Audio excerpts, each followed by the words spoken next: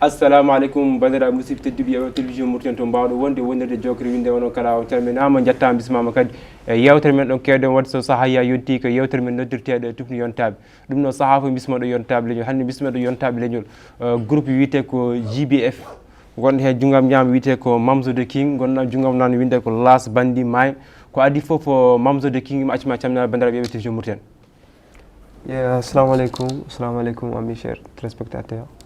TVM. Donc on calminama no feewi, c'est Mamzo the King, membre fondateur du groupe JBF. Donc on calminama Hady Ba min calminima aussi. Ko noon tigui Mamzo the King Allah jarama Las Bandi May accuma calminade bandiraɓe télévision Mauritanie. On mbiyam assalamu alaikum mes guys, on calminama no feewi, on mbiyam kadi ndenka Allah e moon. Donc Las Bandi May from JBF Open your eyes. Marhaba. Ko adi foof Mamzo the King onon goni groupe JBF. Kono addemo créé le groupe. Groupe JBF, donc comme nous bidani min badar ko rap mais groupe tout ummi. Donc des gens ko min jogno grand frère uji amen e bité ko plateforme dirbe e ben jeya ko pousse amen musique o. Donc min boyi rewde caggal mabbe et tout goto ko grand frère mo jiidi mo e bab e sehila mako dido goto wite ko Umzo goto wite ko Hamidou. Donc nder hen mbaɗa musique emin focusé musique mabɓe o. Donc e nder hen mbawmi andude hen ko heewi. En 2011 min gonno ko Arafat min gari Tarhil 17. Donc puttumi Las en fait ɗon kadi tawmi ɗon kadi musique no wuura ɗon ko wayno Toña Fiya en ko wayno combattant en ko wayno Lamɗo Mike en ko wayno Opma en foof nden dappa quoi. Donc e nder hen min décide minen kadi wadde rap e nder concert mabɓe après min jeehi min pii son min mbaɗi surprise min gari min monti quoi en fait min mbi waw ɓe ko rappeur uji donc ça commence ɗon 2013 min datti quoi en fait mais ko an ko encore wonno non ko minen deux minen ɗiɗi ɓe fof puɗɗiɗi en même place même temps 2013 puɗɗi ɗon 2013 ko gondani e neɗɗo goɗɗo non komin deux personnes min puɗɗiri ko junior black femme nder ɓe instant goto min jinno participe de concours goto donc ɓe mbiya men junior wawa participe il faut keɓa identification taw ko an o ko an jeeyi ɗum donc mbawa participe hen min mbi comme si min puɗɗima guila min puɗɗo noon min keewi utilisde inde nde ko abrégé JBF donc min mbi il faut min change inde lors que min change inde nde min jiiɗa change ude inde min garta min puɗɗito titre uji amen ɗi foof wonno JBF après iwo quoi yejjite min mbi donc il faut min change ɗum taw JBF o iwani ɗum waɗi donc min mbaɗi JBF o min goto foof signification min change ɗum min mbaɗi J o jeunesse B o black F o famille. J o ko jeunesse B o ko black F o famille jeune black famille. ko noon tigui Mamzo Las martarma Las machallah mi yima kadi ko aɗa waɗi golle baɗɗo fayida holko addama esprit wonde rappeur? Yo min comme waɗi kam yidde wonde rappeur rek par ce que nde min gaare banlieue 17 woni Tarhil par ce que rap min tawi ɗon rap ne wuura ɗon en fait rap ne marche ɗon no feewi e nder hen noon amin jaade rappeur uji comme no Mamzo wini grand frère makko ko rappeur ko minen gondanno à chaque instant mataw affaire o naate amen min essaye wadde ɗum min tawi kadi amen mbawi kadi c'est pour cela min nangti hen ha tiiɗi par ce que min mbaɗi wiyama nice minen kadi min jokki golle ko ko noon tigui Las ha joni martarma Mamzo puɗɗo ko 2013 guila 2013 o saaha mo gonɗa o est ce que yaltini album mixtape? non déjà min cuwa yaltinde album ni min cuwa yaltinde mixtape en mbawi wide min cuwa yaltinde ko wiyete dix goto ganduɗa ma ko projet famille donc mais actuellement e min hen parce que déjà wonno tan ko c'était juste plaisir après min naate musique o mais finalement donc ma andu hen affaire kewɗi mbaɗowomo surprise ma sikkano e nder hen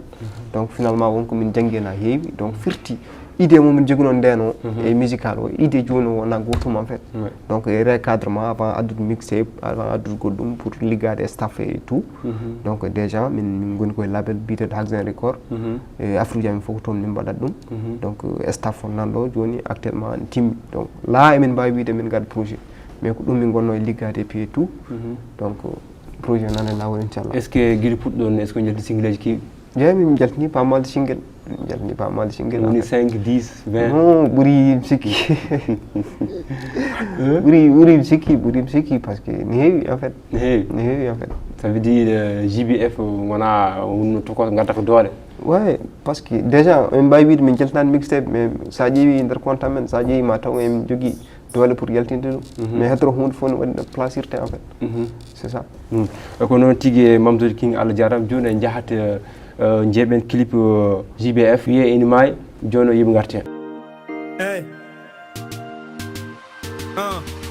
ɓurɗami lemsude ɓurmami wawde rabde ouf aboyi pencude mbimam ko ɓurti foma roof rof yakul jenme suldu rof suusi joof fellu woof ka rappeur ɓurɗo ñolde bof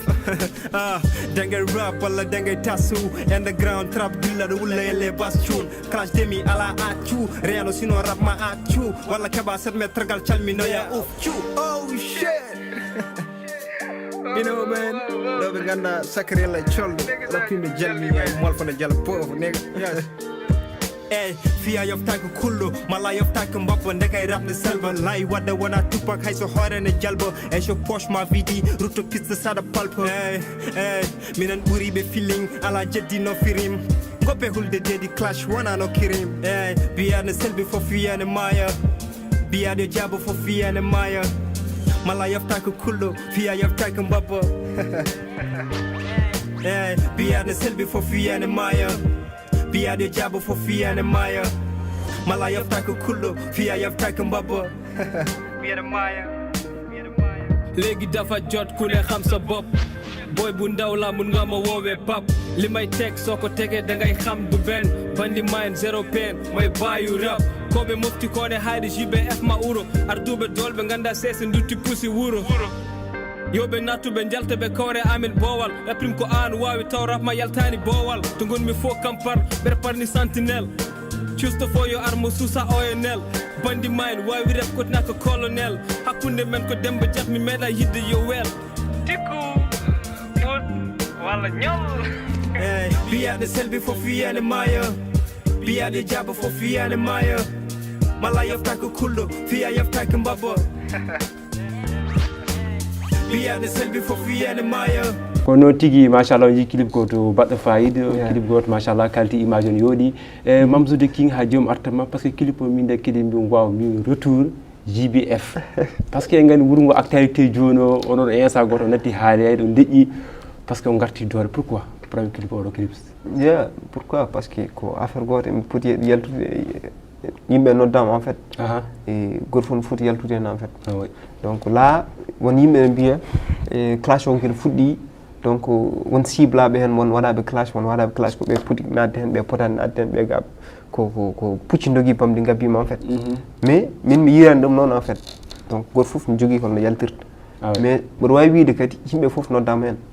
par ce que hande so neɗɗo darima o ƴettima Mauritanie ji foof Hady Ba ne jogui droit répondade e mbawi tan président tan foti jabade no an ka citoyen a foti jabade donc c'est ça e nder rapport minen so neɗɗo dari mbi emin jogui droit yaltude min kaala c'est ça donc mais goto foof holno yaltirta e goto foof hol façon no yaltirta en fait donc e nder hen emin jogui minen kadi réclamoɓe wiyoɓe emin paadi mon hen emin paadi mon temps et temps et temps won staff gonɗo caggal amen so décide yomin mbaɗ min mbaɗat en fait mais Bochit ari ɗo kanko hoorema ko haali golle mbaɗa fayi wi kanko déclaché rapport kanko addi rapport classé on kanko addi mais woni inde mo haali mo inde mo haalani mais on inde mo haalani hen o wiyani hen JBF o haalani mais pourquoi onon garan clash yen mbimami ɗum mbimami ino mi paɗani pour wiye JBF en fait par ce que clash o min mbaɗa wawi wiide wona clash en fait ko shraw tan yimɓe mbaɗa donc c'est juste shraw haalde inde ma o ɓenno haala inde goɗɗo mais c'était juste jour goto mi wi actualité Mauritanie seeɗa ene ɗifi abbade actualité Sénégal sen ƴeewi classe uji gonnoɗe Sénégal ɗi donc ɗinne motive yimɓe hakkude Akhlou Brick e Ngaka Blindé donc e nder hen ne mbaɗini yimɓe fof mbi ya waw dem affaire o ko vibe donc ɓen koye rabɓe goni ɓe jaltani affaire o donc affaire o nana waɗa business aɗa sikki affaire o wona copier collé non hayso wona copier collé ko affaire goto poɗɗo wodde donc nden neɗɗo clashete après mbiya wonmo jabota kon donc instant goto a yii dekere yimɓe ɗiɗi so clashodiri holno yimɓe mbattata hakkille e rap par ce que a yiyat sernaɓe invité kala haala mabɓe woɓɓe politicien ji invité kala haala mabɓe donc firtu affaire o nana pousse donc e nder hen pourquoi pas raprime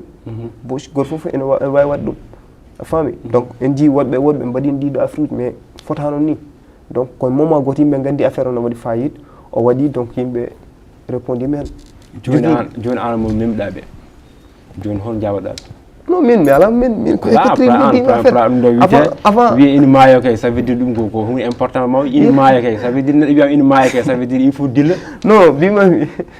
ko biyade jaabu fof fiyane maayo en fait donc e nder classe uji woni hen ɓe jaabaki woni hen hulɓe donc pour wiide ɓe classe warta en fait joni mo jaabaki on kalɗa ɓe haala mo jaabaki ɓe ɓen parce que a wawata classe tan mi siban Obama walla mi siban las il faut mi siiba mom kalden mo bimami genre ko biyaɗo yo yoftu fof fiyane maayo donc ɓe jaabaki ɓe ne keewi won sitaɓe son beau site des gens e hewɓe mais jaabaki donc kamɓe kadi ɓe jogui plan de carrière est ce que plan de carrière mabɓe rokkiɓe ɓe jaabo mais wona ɗum ɗon mais jimmi ko haalande yimɓeɓe classere nde en fait aɗa foti repousse tuuti par ce que aɗa jogui fans uji aɗa jogui goɗɗum e goɗɗum donc aɗa foti repousse tuuti gandanɗa an ko nodɗa ko aɗa wawi ɗum en fait donc là ana dogui tan faram ƴew las ha joom artatema las a yi classe o wayi par ce que mamzo o wormo dogui seeɗa mais an hol jirɗa ɗum an non wona dogde kanko ko haali ko rek par ce que e nder classe o déjà o haali ka wima kala biyaɗo yo yofta fof wiyene maaya walla biyaɗo ne selbi fof wiyene maaya donc noon classe o minen somin naati hen amin poti hen nadde somin natani hen kadi amin poti hen nadde par ce que kamen compétent kamen haɓeteɓe donc noon so neɗɗo yalti volontaire wi ko kañum fawi rappirim junggo fof minen kadi amin jogui droit yaltude min kala kamin goni dow mum ko par ce que tawi rappiri par ce que en kaali haala absent par ce que on kaali haala absent o kaali woɓɓe a heewi mais pourquoi an a lasta mamso kam tali jabbade wiya jaɓa wiida mais mo kaldata an wiyaɓe fof gandi momo kaldata min on son min haydara mi haalani hen e nder hen ga sa yi image o tan ma andu min haydara mi haalani hen mais ko mamso tan haali a susa rappiri non wona question susa somin gaddi ɗiɗo moƴƴani way actuellement mamso wa mamso artata c'est kanko ɓuuri kam bonde en fait par ce que min kam moftade ko amin pour réserve nder clip o parce que clip goto jimɓe aɗa fiddi tan mais kanko deyi tan non parce que on clip déjà ko min tan voix am nanda ɗon en fait kala saɗa yiyamo image oui gonga noon image ne clash mais j' espère que a yiyani omo waɗi haydara donc c'était juste mais juuɗe jaleɗe geste walla ɗum fof ko manuel minen emin ɗo déjà min kala tan jala en fait donc c'est juste son ko affaire goto ganduɗa hoorema kala mo keɗiɗa donc wonko cantra e ko haalata ko donc wonne haaldir tan ma jogo envie pour répondre à ɗum donc c'était juste après o haali donc min la donc pour wiide yimɓeɓe on gala doole on mbaɗa ni on mbaɗa ni on mbaɗa ni on mbaɗa ni donc mo hollamo won joguiɓe doole déjà pour wawde wadde vidéo pour yaltinde e journée goto 2 ou 3 vidéo donc hande genre e nder son mbaɗa wima ɗo ko rim fof diplôme emin jogui branlon donc jinmi wiidemo en fait artiste wonto jettoɗa won affaire uji mankatama quoi en tant que aɗa wuuri affaire o donc ça veut dire que hande minen déjà komin artiste uji label hayso min gona artiste uji label wonko min jogui hande emin mbawi waɗande koyamen déjà sa yimɓoɗo signé label par ce que label on jimmi o waɗanamɓe par ce que mi sohlani label mo wawa bawɗo waɗande min ko mbawmi waɗande hooram donc fitu komi ala ko kanko ɗum o waɗantemi donc ko label o wawi waɗande kam ko e min ko mbawmi waɗande hooram ko est ce que min fotani wawde wadde ɗum en tant que artiste donc emin ɗon o manan donc hiiri weytinde min cohli ɗum fof soit subahana soit nder jamma fof min keɓat ɗum déjà ko yamen woni koye staff o jeeya fami gaga label o donc goɗɗum jiiɗa won woɗɓe donc somin jiiɗi wadde ɗum min mbaɗat donc là min reposti min jalti min jogui choix pour min jaltude gotomin santi pour yimde ɗum par ce que heewɓe jalti an kadi il faut mbiya il faut minen min jalta kadi min jiiya seeɗa c'était juste parce que déjà mi répondra ko son mi répondra ko depuis que son a timmo son en fait timmi son déjà mais hol relation ma ana Mambour Mambour c'est une gars c'est notre god cool et puis ça va ɓoyan ko min gandodiri amin mbawi joddade et tout donc mais ça va ko neɗɗo moƴƴo et puis ko cool quoi mais an ko karaje foti ko ɓurɗa fokkade ko Mambour non de quoi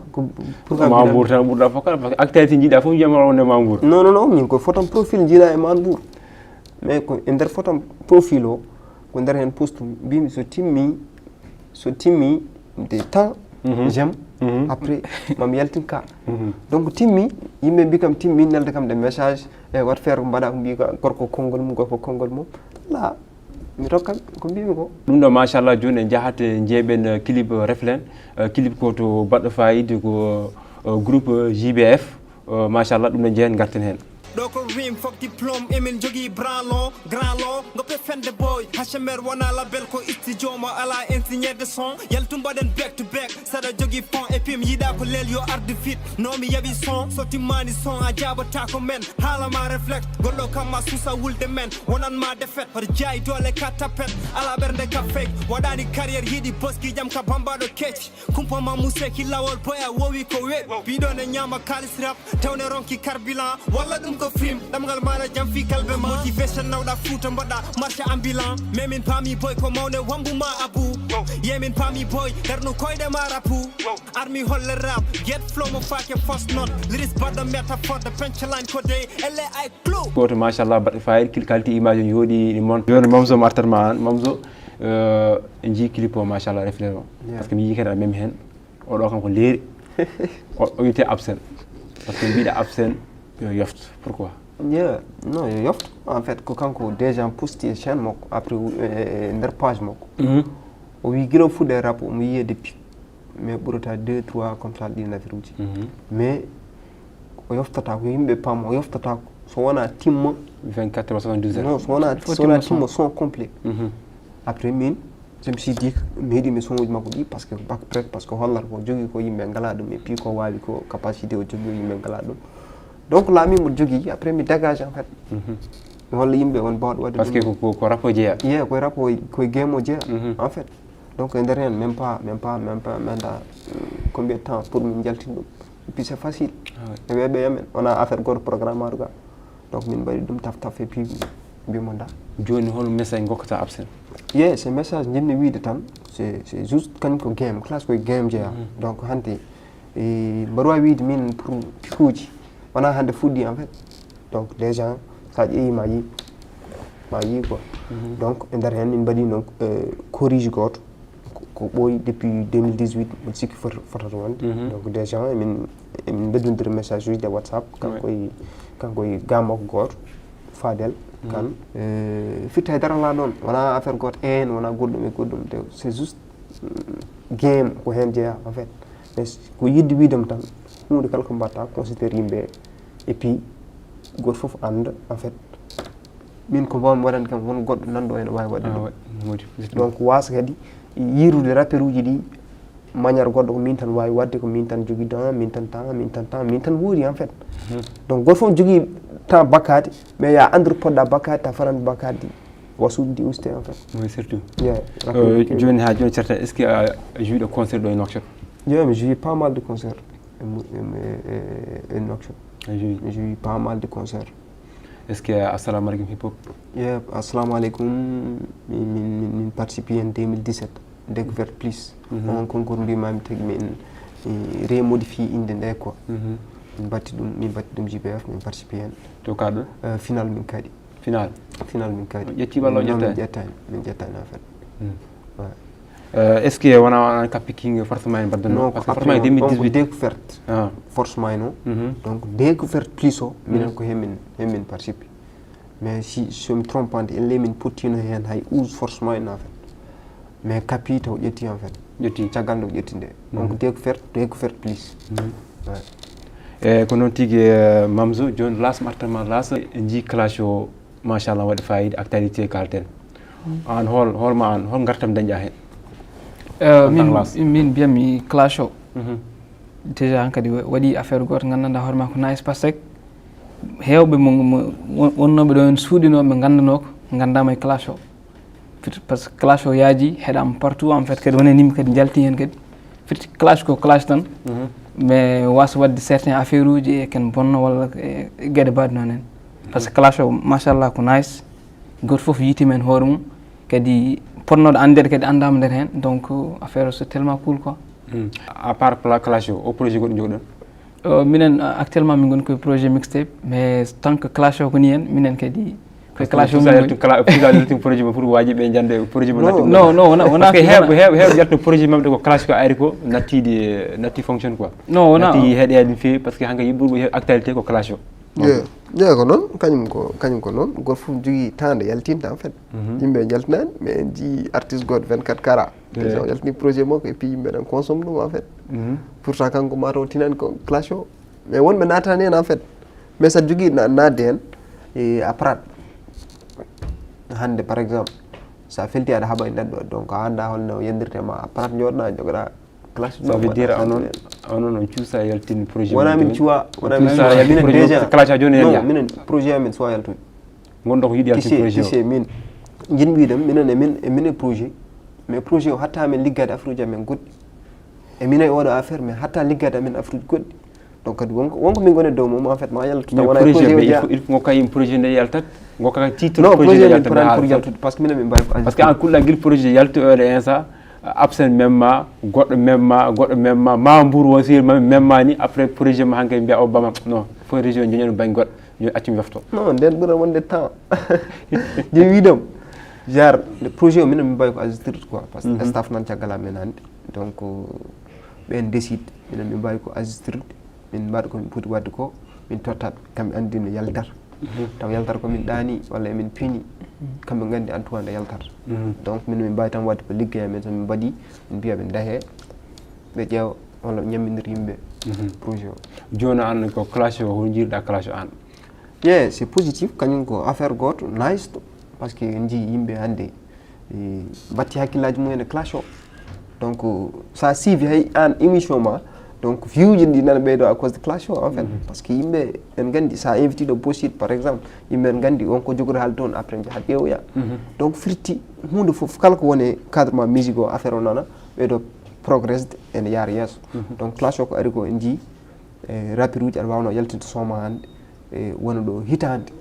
tawa dañani 50 000 vues woni artiste uji ɓe jaltini ɗum e nder 2 jours walla 24 heures dañi ɗum walla ko ɓuuri ɗum ga donc firti ça avance yimɓeɓe ɓeydima wattude hakkillaji yimɓe ɓeydima jogade coftal yimde artiste uji ɓe ma cikkano nana ene gone game o joni nana aɗa nanta ɗumen en fait wonde hewɓe ɓe gandu men ma andani ɗumen en fait donc firti ko game kañum ko noon il faut waɗa showbiz heddoro ko goto foof yo faw ɗum e temps andana fayir piyoŋaji muɗum quoi ko business en fait hol jiiruɗa chroniqueur uji ye chroniqueur uji ɗi chroniqueuse uji ɗi en fait e ɓen en donc e ɓen ɓeydo motivde yimɓeɓe min mbaɗa wawi wiide ko kamɓe mbaɗi ha rappeur uji ɗi ɓeydi wawde jabodirde affaire o ɓeydi wulde par ce que kamɓe duncata quoi donc e nder hen wiyata kaari yaltini son o pikki kaari dem affaire o nice yimɓe ne panno ɗum en donki hebde mais affaire o ari min mbiyatmi non est ce que chroniqueur uji est ce que ɓe mbaɗa rôle mabɓe walla mbaɗa rôle mabɓe ɗum ñamna non woni hen a faami won hen soit disant ça veut dire woni hen woni mbatta ye won waɗoɓe won kadi ɓe mbatta mais en tout cas affaire o foof nana ara quoi ko joni woni fuɗɗade il faut yimɓe paam faami il faut yimɓe paam est ce que o chroniqueur walla oɗo ko question réponse taw wona chronique ga won woɓɓe nani hen taw wona chronique mbaɗata mais yimɓe foof ndendina ɗum mélange en fait donc mais firti affaire uji nana ara donc so kaari yaltini son makko tan après a wi Hady Ba ko ɗum o haali donc an a nani a hedirima kam à cause de chroniqueur o après jaaha keɗoyɗa son o mais an a heeɗima a jijat par ce que chroniqueur o addi ko miijo makko o yuppi ɗon en fait donc an kadi sa heeɗima a wonni jiiruɗa ɗum est ce que c'est vrai est ce que o faux ko noon las martama las à part musique ko mbatta goɗɗum min kam ni ɗum ɗo min ko kam radiatrice affaire radiateur uji pewnami pewnta oui à part musique o par ce que min dépendaki tan e musique o ɓol fof wotta min nangui gas teyi gar runki yaade taw o e banguen yaako eyyi ko noon tigui las ha joni artama mamso ha joni karti ko cadre classe o ɗum karten ha joni par ce que nden en jiyatno secteur A secteur B secteur C en jiyatno jamma tigui gayet madinaire jiyen madine 3 jiyen hol jiiruɗa ɗuman actuellement on gonɗa ɗo est ce que leeɗe foof chaque artiste mum woti yaltude walla ala wono moggodiɓe ha joni jeeyi kañum ko ay ɗum ɗon ay kallaɗo ko affaire goto mo ɓooymi haalde en fait donc en jii rap en fait hunde fuɗɗorto koye quartier ma donc e nder quartier ma ƴewata pour maîtrise ɗum sa maîtrise ɗum ha kam foof ɓe goni caggal ma ko heddi ko ne weeɓi pour yaade hen donc sa ƴeewi yamen minen ko ɗum ko noon on stratégie min jogui par ce que sa hiɗim son uji amen banlieue 17 min ɓuuri wawde représenté e nder quartier walla adina affaire uji pour nawde ɗum banggue goɗɗo kala to min jeeyi min nawori inde nden kala to min jeeyi min ƴeewa essayde pour nawde public o pour rewa yamen en fait donc affaire goto ganduɗa hoorema mo yimɓeɓe poti wattude hakkillaji par ce que game ndeno ko ɗum ɗon jeeya ɓe ga ko susine ɓe ga ko 6e ɓe ga ko 5e ɓe ga ko temps ɓe ga ko temps kala concert waɗɗo badɗo kamɓe fof goto fof adda public muɗum yimɓe mbawa ara mais mbaɗa concert e nder concert o mi invite Las mi invite Hady donc kanko fof o arata tan ko kanko goto o arata ko kanko goto donc firti ko business o no manque en fait par ce que sa ari encore a addaran hay fans ma goto et puis jettoɗa mbiya ya wat show wawa wonde est ce que aɗa miiji waɗde concert yeah pourquoi pas parce que yalti des clash des pics machallah waɗi fayida est ce que aɗa miiji waɗde concert legal moon yeah donc ça va so staff o décidi pour mi mbaɗa concert tan mi mbaɗat ça veut dire il faut staff wona fansuji quoi non fof kam fof en fait kaldere on affaire est ce que ma invité ko absen invita authentique invita beau shit invita Maxime Boy kam fof est ce que invité yeah pourquoi pas parce que déjà ko haydara la hakkude amen en fait mi beldi haydara la ɗon mi jogui contact uji mabɓe mi jogui contact uji am mais malgré Maxime Boy en fait min gandirani feewi en fait mi meddi tan inde toujours ko concert e des cas mais min gandirani feewi mais membre makko j'espère que minen jeyɗa wuuro woto quoi belnaɓe mais somin mbaɗi concert pour invité pourquoi pas mérite invité et puis koɓe artiste uji donc somin mbaɗi concert c'est pour teddinade tan min teddinaɓe inchallah hol jiirɗa gueyama ko fati ƴattoɗe ɗe non ƴettoje ɗe en fait ba par ce que wona kittimen jeeya non en fait eɗen mbawi wiide hay rappo wonno ƴeewirta ma wi wona culture men jeeya mais hedoro ko goto foof en jogui façon ene haaldirte par ce que ƴettoje ɗe par exemple eɗen mbawi wiide wona game o tan ƴettere wonta ƴettere ha heewi donc neɗɗo adi e ƴettoɗa e son neɗɗo wima ƴettima taw kanko ɓuuri wawde ƴettadema e son en fait mais c'était juste min e nder vidéo amen hay wimama hay image ene clash hay image ene haala par ce que nder son amen o wi ene maaya fin o sa ƴeewi last wiyata ne ƴetto après moɓɓu hunduko makko en fait donc pourquoi par ce que wiidemo donc minen min parani pour ƴettade nder son e goɗɗum par ce que min jogui min limitani yimɓe yeɓoɓe en fait min mbaɗani ɗum limité ko sukaɓe tan darata men walla ko taw donc artiste o foti tan min mbawmi wiide saɗa waɗa affaire ma ya waɗ ɗum ganda no poɗɗa waddude ɗum ganda a limitani public ma poɗɗo heɗadema donc mawɓe ne keɗama sukaɓe ne keɗama donc demain sa hettima son o a wonti babiraɗo walla ɗum ni taw mo poɗɗa wajade so kiɗima aɗa wawi wiide hono ƴettuɗe ɓe paama e wonno mbaɗirta après demain sa ƴetti ɓe wona Babacar ƴettornoɗo hen donc il faut neɗɗo miijoji ɗin affaire uji garoji yesso ko woni yesso quoi sa miijoraki ɗum ɗo mais joguiɗo choix pour ƴettade et puis centre ƴettade hon o hol jiirɗa Gelzo o waɗi rettiri son makko hol jiirɗa ɗum an en tant que rappeur hol jiirɗa ɗum quoi mataw c'est juste après ko affaire familial donc o retiri ɗum o ñagama o retiri ça va goɗɗo hol guesen gokkata Gelzo ko haali wima kanko pourquoi rettiri son makko makko gaari o ñaagui ɗum yo accu retiri ɗi mais en tant rappeur o waɗi hen haalis makko o investi haalis makko en tant rappeur en tant Mamzo hol jiirɗa ɗum an hol conseil gokkata Gelzo ba ko affaire goto perte mais c'était juste hande vidéo ene wawi mi yiɗano haalde hen ga mais c'était juste kadi kanko wona neɗɗo dumtiɗo men no feewi en fait mboɗo wawi haalde hen donc wadde ɗum par exemple après effaça mbaɗa hen haalis ma mbaɗa hen tout après effaça ko perte woni ɗon mais sa ƴeewi kadi ko taguima effacede ko donc neɗɗo parfois ne wima hunde gandanɗa hoorema wona jaborɗama ɓurta tawata wonde ka cehɗo walla hunde a faami walla noon cantirɗa jabadema joɗɗa instant goto après waji arayma taw neɗɗo ga wiyanima noon ga effaça en fait mais kanko famille koɓe famille et puis o explique ɗum donc wonko woni hakkude mabɓe yimɓe gaari jooɗima hakkude mabɓe pour yo efface o effaci affaire o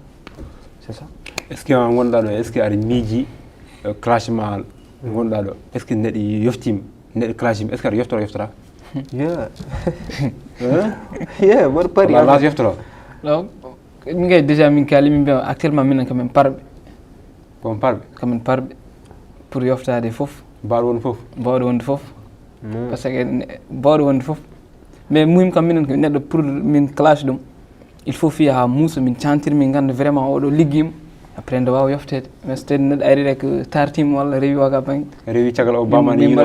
mbaɗa ko min jeeyani ɗum il faut min jeeyma komin cohli ko il faut jiiɗo qualité mo sohlo quoi qualité mo cohlono il faut ɗum ɗo il faut mbaɗa hunde en fait a wawa wiide par exemple hande yimɓeɓe ene souffrir e rap o ni et puis ko jaggat moyen aji mumen mbaɗa e rap konngui partout min tampi hen no fewi donc pina hande tan gara mbiya poto niveau wawa wonde donc il faut ndewa to min ndewi ɗo et puis sa waɗi komin poti jabadema emin poti pour jabadema mais ha joni kala clash hoore mum texte hoore mum ko idée man ummi walla ko las walla Obama walla ko labɗo mo gonɗa o c'était juste ko affaire goto momin cantir pour mbaɗa waɗa et puis mi décidi ɗum mi windi ɗum même pas sa wi kam ni yomi yimman ɗum e mémorisani ɗum e hakkillam par ce que ko affaire goto vite fait mbanni ɗum donc e nder hen ça va kollumiɓe et puis affaire o nice foti yaltude mbiɗum yalti c'est ça mais à part musique mbatta ko ɗum actuellement non actuellement musique tan mbaɗa musique tan mbatta actuellement hen guurɗa actuellement koye musique o tan en tout cas hayso wona tan e jaggude micro on yimma ko cadrement musique o tan guurmi en fait business uji musique tan guurmi actuellement mais est ce que a waɗi tourné a yeehi tourné Foutaji min cuwa yaade tourné ji pour concert aji amen mais min joui tan Fouta en fait ouais. est ce que a jogui relation vis-à-vis ça va pas mal est ce que mbiɗi wadde men featuring so tolnima ɗon tan waɗere par ce que affaire featuring wona affaire goto forcetaire donc a waɗat affaire ma donc a yi hen oɗo on foti noddede et puis noddat en fait c'est ça est ce que ha joni certain par ce que kalten ko cadre musique o joni hol conseil gokkata sukaɓe aroɓe lesɓe jiiɗi wonɓe rappeur uji c'était juste tan wiide musical par exemple neɗɗo ne waɗa ɗum e ko affaire goto nice ɗo yimɓe nan foxi hen donc pour waɗoɓe musique walla yiiɗoɓe wadde musique o donc yoɓe paran ɗum jinmi wiide ko wona affaire goto pijirtede yo yimɓe jagguir ɗum o sérieux ko meccal ko affaire goto ganduɗa hoorema so neɗɗo rokki ɗum ko sohli ko ene wawi jibinande ɗum ha heewa donc malgré hande yimɓe nan naata hen jooɗo tan min choyam tan après mi naata hen tan comme ça mais pour nadde musical min hoore mbaɗa wiya pour fuɗɗade musique sohlani jangde hewde ni beaucoup de somme mais wadde projet million wona halis brevet yonani diplôme donc ça veut dire que pour wadde nadde hen nden weeɓi mais sa naati hen après ma taw hen surprise uji kewɗi nder donc saɗa naati hen tan ya prendre ɗum et puis mbaɗa jaggira ɗum au sérieux ko affaire relogement ani Obama par ce que kanko hooreko yiiɗi machallah sabi passage o waɗi golle baɗa fayida par ce que machallah yiiɗi kadi o yaltini des jeunes jogui talent théâtre waɗum théâtre o artiste en a faami hay waɗo mise fof Obama yaltinde hono jiiruɗa ɗum an relation ani Obama Obama go ko grand frère am mbiyatmi en fait so min jiidani mo e baba e goɗɗum ko cehlagal respect goto nan ɗon emin gandidir depuis 2011-12 j'espère que somi juumani donc guila min puɗɗo min wimama kanko omo jeeya ko modifié amen donc guila e nder hen mboɗo ɓattimo on ɓatti kam ko grand frère am mboɗo wawi wiide mais o jagguiri kam parti goto ko guiƴiraɗo donc minen las fof noon wayde amen wona minen tan woɗɓe mais surtout minen kadi donc wonko woni ɗon emin ɓattodiri et puis min gondirta donc e nder koye staff amen o jeeya donc kanko e hoore makko kanko woni directeur de programme amen e jiida e woɗɓe Kendrick ko manager eyyi ko noon tigui Mamso Allah jarama las min tawi mi natti hewde hol projet ji ma joguiɗa projet actuellement joni koye temps clash o rek min goni ko hen tan min parani parɗo fof amin paari actuellement kam par ce que projet mixtape o kam joni koko darti ha oɗo instant ɓenna quoi oui joni hol gokkata conseil sukaɓe waɗoɓe violence en jiiɗi waɗoɓe nalanken kañum kam so neɗɗo yiiɗi findinde tan kam wonen gueɗe kewɗe ko fate bonande il faut gacca par ce que so tawi a woni keɗereɗe aɗa waɗa certain affaire uji firti ko keɗeɗa ko woɗɗoyta kadi violence kadi eɗen gandi holko jibinta ko moƴƴi donc ko conseil de yimɓe rek yo essaye nanngude to moƴƴi gacca ko boni ko ɗum rek par ce que sukaɓe hannde ɓe kamɓe gontata yakade janggo donc il faut neɗɗo essaye fewde hannde taw janggo so mawni joni taw neɗɗo yimɓe ne jeeyamum affaire goto moƴƴo mbawɗo timtede quoi inspiration ma to ummoto inspiration ummoto mamso wiyatma Hady yamini ɗum ɗo fof wastaka taw koye Obama ummoto fof ne wona oui o hol wasi joguiɗa projet ma garoɗi donc ko yeɓoɓe donc mbaɗa wiyaɓe yoɓe pat projet o nana ara et puis weɓata maɓe jiihen liggego différent et puis mbaɗo qualité donc JBF nanara projet o nanara mais hayso min mbawa wiide ko hande min kokkat mon walla ko deme min kokkat mon so on instant yonti ma en mbaɗ promouvoir projet o ɗo en jettat ɗo kadi mbatten ɗum inchallah a huuli yalti projet tan par ce que aɗa andi ha jon classe gonɗa absent guila arde woɓɓe guila arde ko yalti ko projet mo maade taw juuɗe o saaha a janggani ko rap mbatta a liggaki jo hol conseil gokkata sukaɓe janggoɓe yiɗ accu jangde mabɓe gonde rappeur uji ba ko wiide juste jangde nde ko affaire goto gandanɗa hoore ma baɗɗo mohi par ce que musique hande namdi jangde pour liggoɗa musique namdi jangde wonɓe janggani nan mbaɗa musique mais musique ene namdi jangde sa janggi ɓurta hebde gandanɗa hoore ma won gueɗe donc yimɓeɓe toppit jangde mum sa geyni jangde ma pour mbaɗa musical donc ɓurata webde ma donc yimɓeɓe kala janggowo ene yiiɗi wadde musique soit fuɗɗade yo janggo ha yeeso pour waɗa musique muɗum quoi par ce que musique hande sa fuɗɗima wadde ɗum donc so ɓooyi tan sa renaki a nattan wawde yaadinde mum haydara en fait c'est ça hol yiyandema l'émission Tufnde Yontaabe émission Tufnde Yontaabe c'est doob ɗum min panno en fait émission ngaji mbaɗi ni oto haade o tan yoɓe gaddu goɗɗi donc émission ko émission goto nice min chiffre ɗum normal donc avec Hady Ba kadi ɓeydi wonde doob ko noon tigui Mamzo las hol yiyandema l'émission Tufnde Yontaabe wintami gasi hen gaddaɓe yiyande men mino rek yimɓe yo mbattu sifde ɗum no fewi par ce que ɗeɗo gueɗe wona gueɗe bebɗe ɗo so tawi watti wadde fo yimɓe jaaɓa yebde abunade foof ko ɗum quoi yimɓe mbatten hakkille par ce que weeɓani quoi donc so tawi mbatti hebde ɗum mbiyatan ko alhamdulillah ok ko noon tigui Mamzo de King Allah jarama kanko woni membre groupe JBF Allah jarama accutama heɓma arɗo e télévision Mauritanie yewte Tufnde Yontaabe wima Allah jarama las bandi maay wima Allah jarama accutama heɓma arɗo e yewte Tufnde Yontaabe wima Allah jarama ɓe salmin Obama machallah kanko hoorema kanko waɗi golle baɗɗo fayida ɓe salmin kadi Mamma machallah kanko kadi hoorema golle waɗi baɗɗo fayida gonɗo cameraman o ko Mouhamed Salah wonde Mouhamed Havaw gonɗo réalisateur woni Mouhamed Talah gonɗo nadal o ko Tahman haalirde ko Hady Ba ha yewtere paɗe inchallah rabbi